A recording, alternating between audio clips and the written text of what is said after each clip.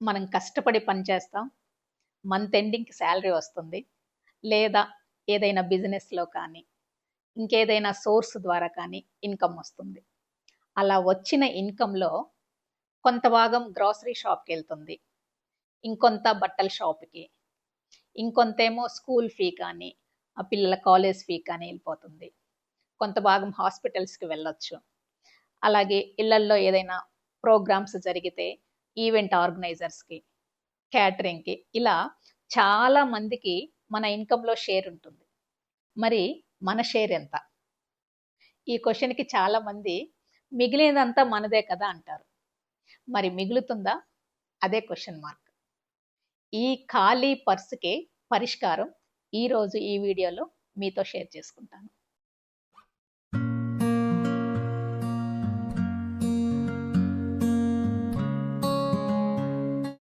ఫైనాన్షియల్‌గా బాగా ఎదిగిన వాళ్ళని అబ్జర్వ్ చేస్తే, వాళ్ళు ఫస్ట్ సేవ్ చేస్తారు.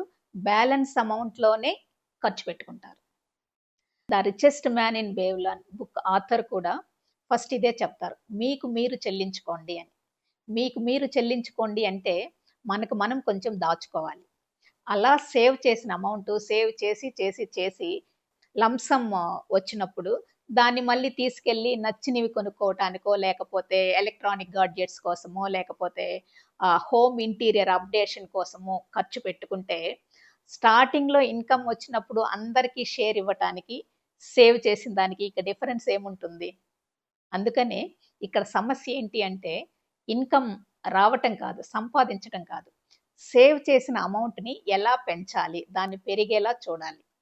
అదే ప్రాబ్లమ్ ఇక్కడ. సో, నా పాయింట్ ఆఫ్ వ్యూలో ఆర్థిక క్రమశిక్షణ అంటే మెంటల్ ఫిట్‌నెస్ ఉంటేనే అది పాసిబుల్ అవుతుంది. చూసిన వెంటనే కొనేయాలనిపించటం. లేదా చుట్టూ ఉన్న వాళ్ళు కొన్నారు కదా అని కొనాలనిపించటం. టైమ్ పాస్‌కి షాపింగ్ చేయటం. ఇవన్నీ కూడా ఎమోషన్స్ మీద కంట్రోల్ లేకపోవటం. మెంటల్ మెంటల్ ఫిట్‌నెస్ లేకపోవటం. అంటే మనోనిబ్బరం లేకపోవటం అన్నమాట. ఈ మెంటల్ ఫిట్‌నెస్ అంటే మనము టెన్షన్ లేకుండా చూసుకోవటం, లేదా స్ట్రెస్ లేకుండా చూసుకోవటం మాత్రమే కాదు. కోరికలని ఐడెంటిఫై చేయాలి. వీక్‌నెసెస్‌ని ఐడెంటిఫై చేయాలి. టెంపరరీ హ్యాపీనెస్ గురించి ఎక్కువ ఆలోచించకుండా, ఆ ఎమోషన్స్‌ని కంట్రోల్‌లో ఉంచుకోగలిగిన వారే మెంటల్లీ ఫిట్. ఒక్కసారి ఆలోచించండి. మీ డబ్బు ఎక్కడ ఎక్కువ ఖర్చవుతుంది? వద్దు, కాదు అనలేని సిట్యుయేషన్స్ ఏంటి? ఎలాంటి సిట్యుయేషన్స్‌లో ఖర్చు పెట్టాల్సొస్తుంది? అవసరాలు, కోరికలు డిఫరెన్షియేట్ చేయగలుగుతున్నారా? ఇలా మీకు మీరే క్వెషన్స్ వేసుకుంటే, ఆ క్షణం నుంచి మీ ఫైనాన్షియల్ లైఫ్ చేంజ్ అవ్వటం స్టార్ట్ అవుతుంది. ఎందుకంటే, ఈ ఫైనాన్షియల్ ఫ్రీడమ్ అనేది సంపాదన వలన మాత్రం రాదు. మన మంచి ఆలోచనలు, మంచి అలవాట్లతోనే అది పాసిబుల్ అవుతుంది. అందుకనే ఈ రోజు నుంచి ఒక చిన్న డెసిషన్ తీసుకోండి. ఆ వచ్చిన ఇన్‌కమ్‌లో మీకోసం, మీ సిట్యుయేషన్ బట్టి 10-20% దాచుకోండి.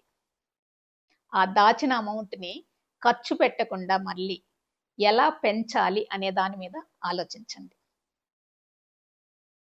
మనం మన పాతకాలం పోపులు పెట్టే ఫార్ములా ఉంది కదా!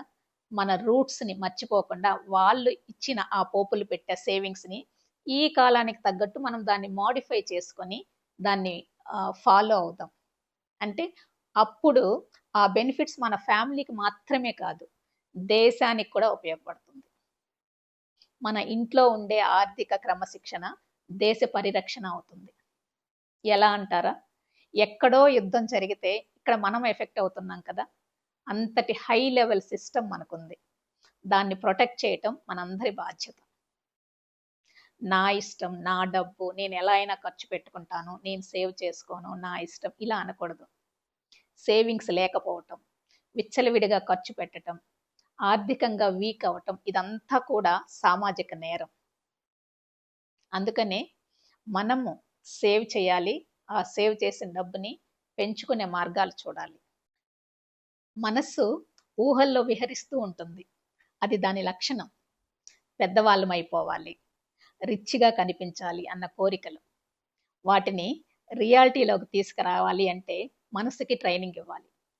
అలా మనసుకి ట్రైనింగ్ ఇచ్చి ఎమోషన్స్ని కంట్రోల్ చేసుకుంటూ ఫైనాన్షియల్ లిటరసీ, హ్యాబిట్ బిల్డింగ్ కావాలి అంటే స్ఫూర్తి వేదికలో డిస్కవర్ యువర్ డైలీ రిథమ్ వర్క్షాప్ని అటెండ్ అవ్వండి. సో దీనికోసం స్క్రీన్ మీద కనిపించే నంబర్కి కాల్ చేయండి. సో ఫ్రెండ్స్, ఈ వీడియో నచ్చినట్లయితే లైక్ చేయండి, షేర్ చేయండి, అలాగే స్ఫూర్తి వేదిక ఛానల్ని సబ్స్క్రైబ్ చేయండి. Thank you.